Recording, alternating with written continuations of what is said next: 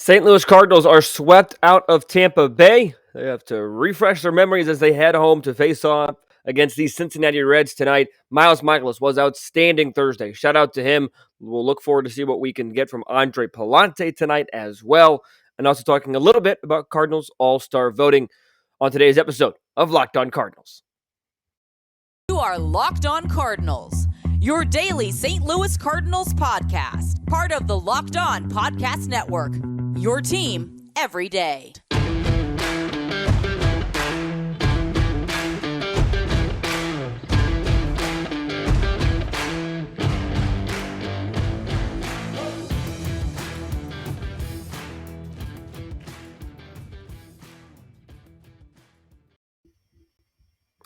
Hello and welcome to the Locked On Cardinals podcast for Friday, June the 10th of 2022.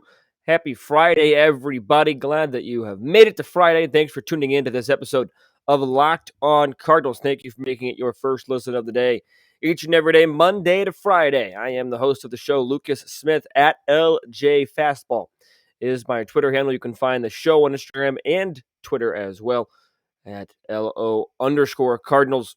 Cardinals got swept out of Tampa Bay this week, and it was not a good offensive showing for an offense that I think was anyway, starting to click before that series. However, I will say this, that the pitching they faced during the week against the Tampa Bay Rays was pretty phenomenal.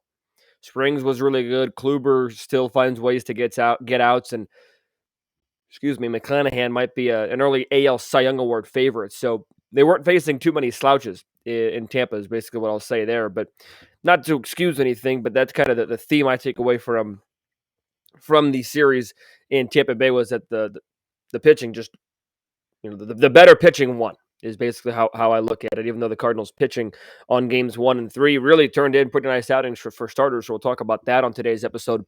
Also breaking down what this weekend could look like with the Cardinals and Reds, as Pallante, Wainwright, and Hudson all set to take the mound, as well as Dakota Hudson's return. We'll also be talking a little bit of an all-star ballot thought process with the St. Louis Cardinals. They certainly do have some worthy candidates to be all-stars, if not starters, at least all-star reserves for the St. Louis Cardinals. We'll get more in-depth with that topic as we go throughout the season. But first and foremost, we're going to start with the series against the Tampa Bay Rays, because we didn't talk about Thursday's game and we didn't talk about Friday's game. Wednesday's to Thursday's game. Wednesday's game was one to forget for the Cardinals. It was plain and simple, not a good game. They lost 11-3. You had the positives of the Tyler O'Neill 3 RBI. It was brutal. Naughton got the start, was unable to go more than a turn through the order. Oviedo, okay, but I mentioned it a little bit on yesterday's show. Forgot about we did see Yadier Molina pitch. He only gave up. He was the only pitcher Wednesday, for the Cardinals to not give up an earned run. And then you move forward a day to Friday.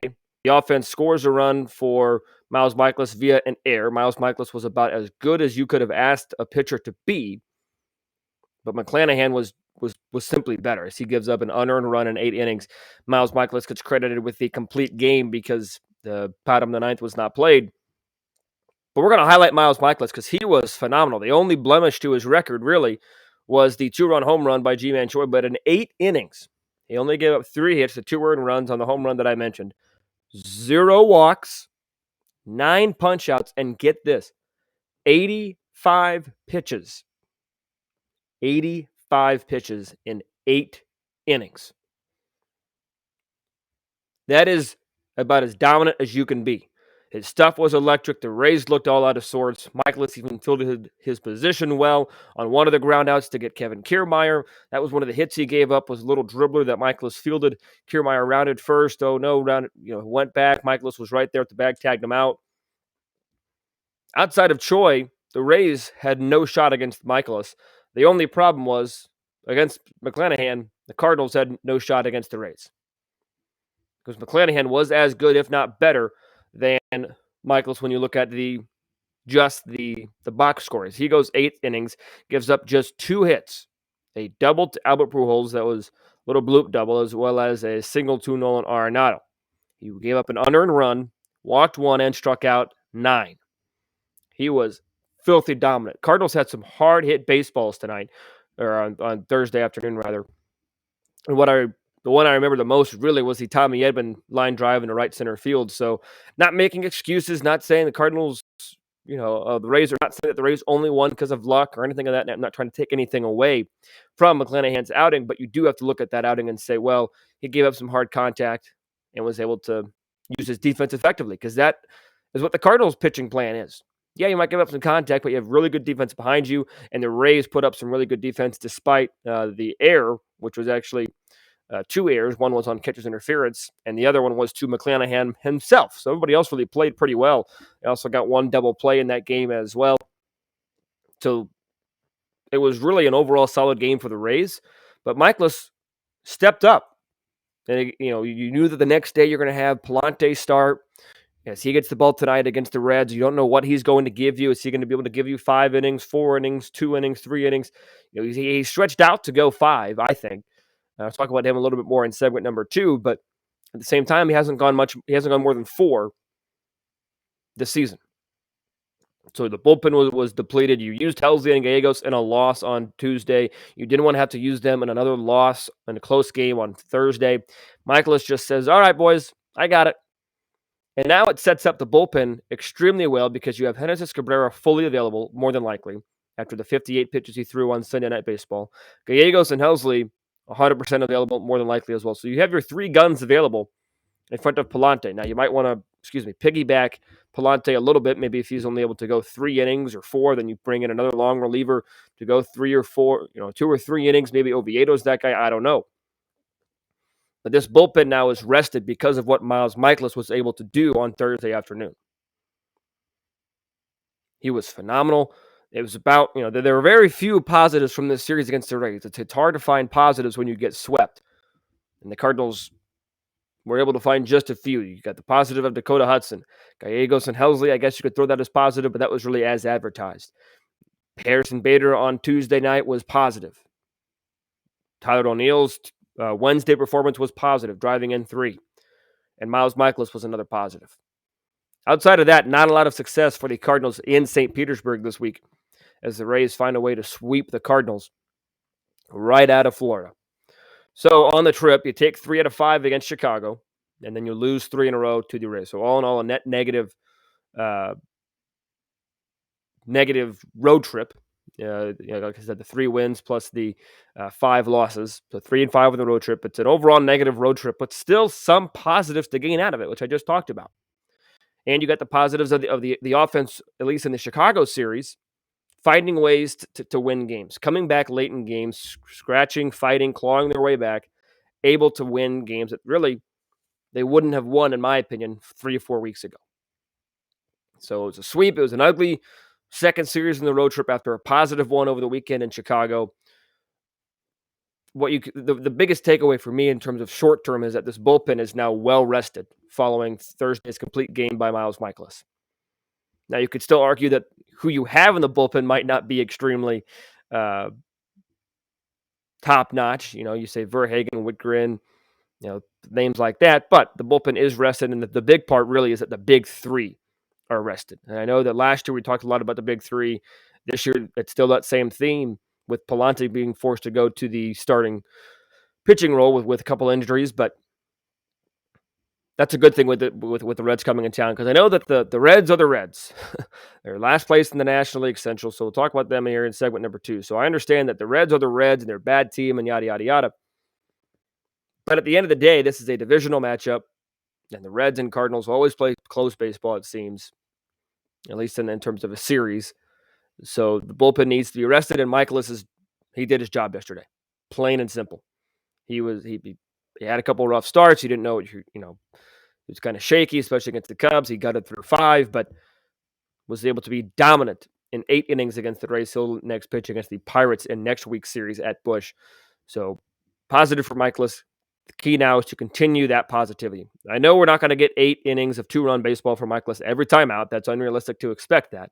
But you can still expect Mikolas to be a 1A, a 2 starter when he's right, because when he has pinpoint control, like threading something through the eye of a needle. He has that kind of control when he is on. So the Rays series, bad. Got swept. Couple positives, but overall, net negative. You got swept. Losing streak up to 3. Wash it. Get it out of your memory banks. Have a short memory. Move on to Cincinnati. Take advantage of these divisional games because you have a lot of divisional games coming up for the rest of this month. And even despite all of the losses, despite losing 3 in a row against the against the Rays, the Cardinals still find themselves just a half a game out of first place because of the Philadelphia Phillies beating the Milwaukee Brewers.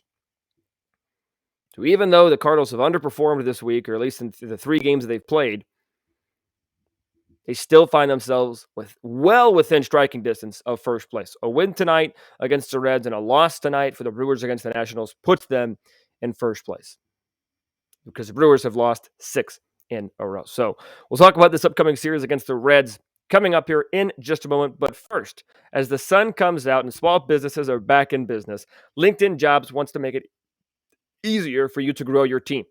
LinkedIn Jobs helps you find people that you want to interview faster and for free. You can create a job post in minutes at LinkedIn Jobs to reach your network and beyond to the world's largest professional network of over 810 million people. Then you simply add your job in the purple hashtag hiring frame to your LinkedIn profile and spread the word that you're hiring so your network can help you find someone correct to hire.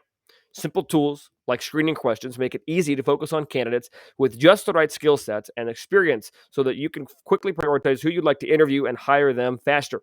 It's why small businesses rate LinkedIn Jobs #1 in delivering quality hires versus leading competitors. LinkedIn Jobs helps you find the candidates you want to talk to faster.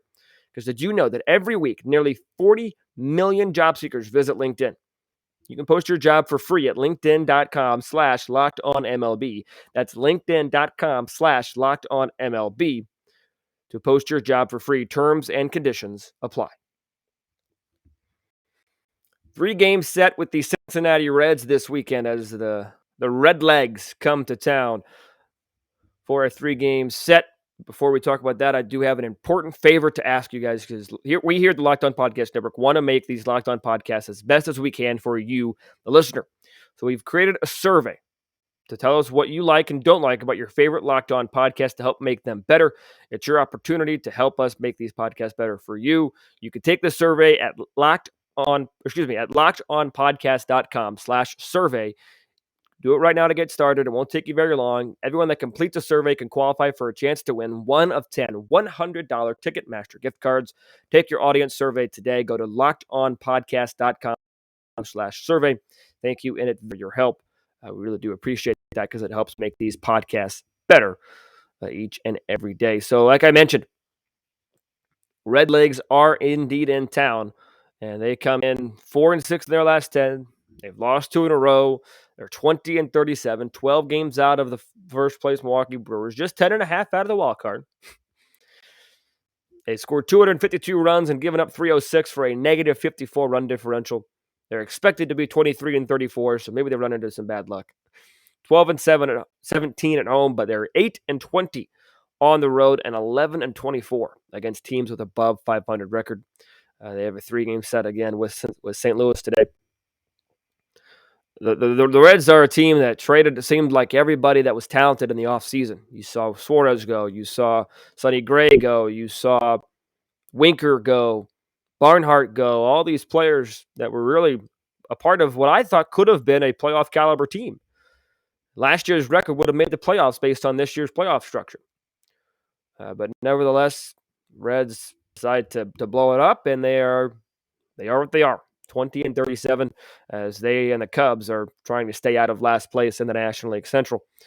And the Pittsburgh Pirates have overperformed. But that's a conversation for another day. But one of the key players they did not trade, and one key player that really they were going to trade, and that would be tonight's starter for the Cincinnati Reds in Luis Castillo. Again, 7-15 first pitch between the Cardinals and Reds. Luis Castillo gets the ball. He's 2-3 this year with a 3.55 ERA, 34 punchouts. When you look at the Cardinals' numbers against Castillo, you've got some positives in there.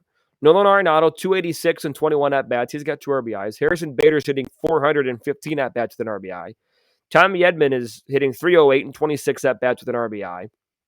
Paul Goldschmidt only hitting .250 and 36 at-bats, but he has 3 home runs and has driven in 8. And here's the reason why I think you see Kisner in the lineup today. He is 2 out of 5 in his career against Pallante, career against Castillo, with a home run and 2 RBIs. And Molina is just hitting a .138 with 29 at-bats and 5 runs driven in against Castillo. Tyler O'Neill, not very good numbers, 185 and 27 at-bats, but 2 home runs, 4 runs driven in. So some positive, some decent, and a couple of bad numbers in there for the Cardinals against Luis Castillo. But with Castillo, you know you're going to get the hard heater, and you know you're going to get a good changeup. Luis Castillo features a changeup. I would not be surprised if this is one of the last times we see the right-hander in a Reds uniform, just because I think that he is going to be a trading block. He was injured to start this year, and I mentioned in 6 starts, a 3.55 ERA, 34 strikeouts, and 33 innings pitched, a 1.12 WHIP. Numbers to like if you're an opposing team needing some pitching. If you're willing to pay the big price for Castillo. Last 3 starts have been pretty good. 5 innings on the 25th of May against the Cubs, gave up just 2 earned runs. 6 shutout innings against the Red Sox with 10 strikeouts on the 31st of May, and his last start came on the 5th of June. 6 1/3, 6 hits, 3 earned, 4 walks, and 6 punch-outs against the Washington Nationals. But this is somebody that is, like I mentioned, he's good. He's going to get traded, I think, and it's going to be a top to get him because he is a talent in this game. I think that if he was healthy, you would have already seen him traded in the offseason, but he was not healthy, so he will have to wait until the trade deadline most likely. But when you look at the Cardinals starter, Andre Pallante, I was on a radio show on Thursday morning, the Mole Hole with Randy Molman here in St. Louis, and we talked about Pallante a little bit because he has been an absolute godsend to this bullpen, but really now this pitching staff. In 29 and a third innings, 18 games, one of those being starts, he's got 1 win under his belt, 1.23 ERA, 20 strikeouts and a whip of 1.47. His first start did not really go quite as planned as he gives up 4 hits, an earned run, walked 4 in his start against Chicago. But his last 2 appearances before that were both long appearances. On the 26th of May, he went 3 innings against the Milwaukee Brewers, gave up 2 hits, did not give up an earned run.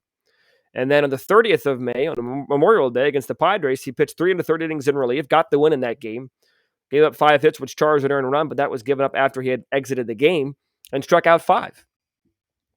So Andre Pallante is somebody that I think can be an under-the-radar, really solid player for this team, has been already, but I think even though he's been moving to a starting role and we've seen the bullpen suffer, if he's able to go 5, maybe even 6 innings, depending on how much he's stretched out, that's a huge plus for this team. I've been really impressed with what I've seen from Pallante. He was put in a tough situation a couple of weeks ago when he walked in a couple runs. So that was obviously a chink in the armor, if you will. But I still think that what we've seen from Andre Pallante has been incredible this season, and we're going to see more good pitching on Saturday as well. A 1:15 start on the 11th. It's Hunter Green, the highly touted prospect for the Reds, against Adam Wainwright. We are seeing some fireball electric stuff out of the right hand of Hunter Green, and we are seeing somebody who just straight up knows how to pitch with Adam Wainwright tomorrow as he comes in sporting a 2.73 ERA, 5-4 on the season. A couple of tough luck, no decisions for Adam Wainwright in his last couple of starts. He has been just really good in his last 3 starts, really. The 3 earned runs and 5 innings against Milwaukee was so-so, but he pitched 7 shutout innings against the Padres on the 31st of May, and then the 7 innings of 2-run baseball with no strikeouts against the Cubs on Sunday Night Baseball. So Adam Wainwright will be looking to continue that success. That's another reason why I think we don't see Yadier Molina in the lineup tonight, because you want to keep him fresh for tomorrow when he's more likely than not going to be catching Adam Wainwright. But this Reds team, again, has some intriguing names on it. Hunter Green, somewhat, very highly touted prospect, as I mentioned. Some good, some bad this season as he comes in with a 5.4 ERA. But the Cardinals right now, I think, are going to be relying on their pitching to win this series, because you might be able, you might make the argument, and I might agree with the argument that you're going to have to try and not suffer through might be a little bit harsh, but you might have to try and gut through Pallante's start. But then you've got Wainwright, who's on a good roll, and then Dakota Hudson, who's on a good roll, pitching on Sunday. He's 4-2 at the 2.76.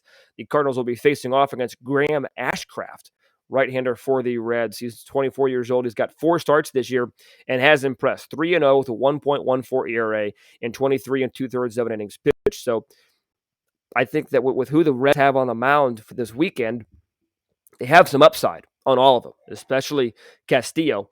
And Green, he definitely has some arms that could get outs for the Reds.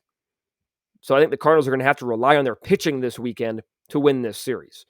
You'd have to expect Hudson to go out there and pitch what he's done the last 2 starts after a couple of really great 7-inning outings.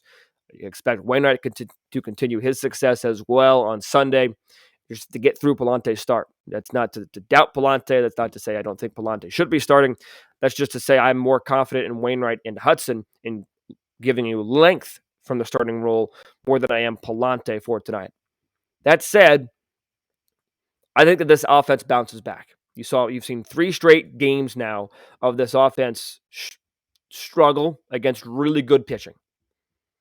So I think in the theme of feast or famine that we've seen from this offense for a large portion of this season, I think you see them bounce back in a big way this weekend. I think the Cardinals find a way to take 2 out of 3.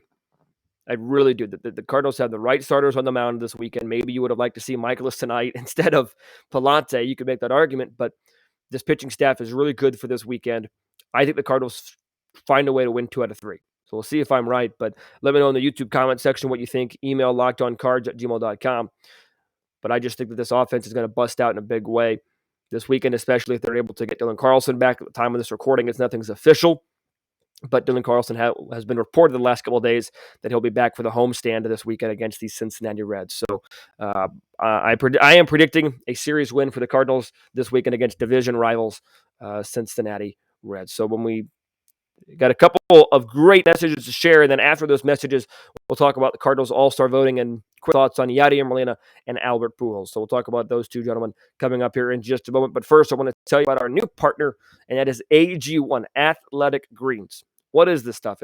It's incredibly healthy because with 1 delicious scoop of AG1, you're going to be absorbing 75 high-quality vitamins, minerals, whole food source, superfoods, probiotics, and adaptogens to help you start your day right. This special blend of ingredients supports your gut health, your nervous system, your immune system, your energy, recovery, focus, and aging, everything you could possibly want to help. It's incredibly healthy and lifestyle friendly. Whether you eat keto, vegan, dairy-free, gluten-free, it's incredibly healthy to those lifestyles. It contains less than 1 gram of sugar, no GMOs, no nasty chemicals or artificial anything, while still tasting good, and it's still incredibly not expensive because it costs you less than $3 a day. You're investing in your health, and it's cheaper than your cold brew habit. It's different. It's cheaper as well than getting all these different supplements yourself. You are investing in an all-in-one nutritional insurance. Right now, it's time to reclaim your health and arm your immune system with convenient daily nutrition. It's just 1 scoop in a cup of water for every day. That is it. No need for a million different pills and supplements to look out for your health. To make it easy, Athletic Greens is going to give you a free 1-year supply of immune-supporting vitamin D and 5 free travel packs with your first purchase. All you have to do is visit athleticgreens.com/MLB Network. Again, that is athleticgreens.com/MLB Network to take ownership over your health and pick up the ultimate daily nutritional insurance. Also want to tell you that BetOnline is your #1 source for all of your betting stats and sports info. You can find all the latest sports developments at betonline.net, news and odds, including this year's basketball championship matchup, the NHL Hockey Conference Finals, Major League Baseball, and of course, the latest fighting news from MMA and UFC, even boxing. BetOnline is your continued source for all of your sport wagering information, including live betting, esports, and more. Head to the website today or use your mobile device to learn more about the trends and action. Do you know why? Because BetOnline is where the game starts. All-Star voting was released a couple days ago, maybe yesterday, and the Cardinals have some candidates. We're not going to spend too much time on it today because we'll spend more time on it next week and as we get closer to the All-Star game. I think the lock that the Cardinals have right now is Paul Goldschmidt. Obviously, the All-Star game is still about a month away. Still got some time, but Paul Goldschmidt has been, at least in May, for a large portion of the season as well, one of the better hitters in the National League, especially if you heighten it down to just first baseman. I know Alonso's had a great year, but in my opinion, Paul Goldschmidt is the lock to be a starter for the National League in the All-Star game. The sneak pick for me for the St. Louis Cardinals, you could go a couple different ways because I think that Nolan Arenado will be an All-Star. I think he should be. I don't think he should start. But the sneaky pick for me to start for the National League is in the outfield for the St. Louis Cardinals. And it's Harrison Bader. Leads the league in steals, having a nice year offensively, plays Gold Glove defense. That's the sneaky pick for me. That is the dark horse candidate to get a start. I think he should be an All-Star regardless. I think the Cardinals should have Ryan Helsley be an All-Star. I think that Wainwright could borderline be an All-Star on the pitching staff as well. You could even argue Pallante on the pitching staff. Gallegos maybe even. Cabrera. You could have a lot of different Cardinal pitchers on the All-Star team. But offensively speaking, I really do think Goldschmidt's a lock to start. Nolan's going to be on it. Tommy Edman should be on it, and Harrison Bader should be on it and is a sneaky choice to start as well. Might be a hot take, but I think that there's an argument for that. The big question that has been asked a couple different times and that will be discussed is Yadier Molina and Albert Pujols. Both have said they're retiring. Neither one of them are putting up all-star numbers. But should they be invited to the all-star team, like I think that happened in the NBA a number of years ago?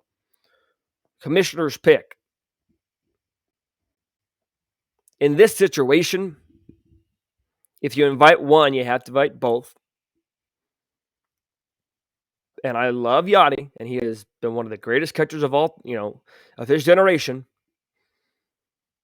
But I think Albert, realistically, probably deserves that kind of pick more. Because Molina has had some he's been a great catcher. He's a Hall of Famer. But when you think of greatest right-handed hitters of all time, Albert, without a shadow of a doubt, goes on that list. And there are some people that will say Molina is not a top 10 catcher of all time because of his offense. You're not going to find too many people that don't think Albert Pujols is a top 10 right-handed hitter of all time. You might even find a good amount of people that think that Albert Pujols is a top 10 hitter of all time, period. But in this case, if you're going to give that commissioner's invite to one, you're going to have to give it to both because you're not inviting Albert without Yachty in these particular circumstances. Now, do I think that should happen? The Cardinal in me wants to say yes. And I'll have to do some more research here, but I don't think there's any precedent here for Major League Baseball doing this. Maybe there's a tribute during the game that you honor them without putting them, on the team. They're still part of the ceremony, part of the day, because they deserve some recognition.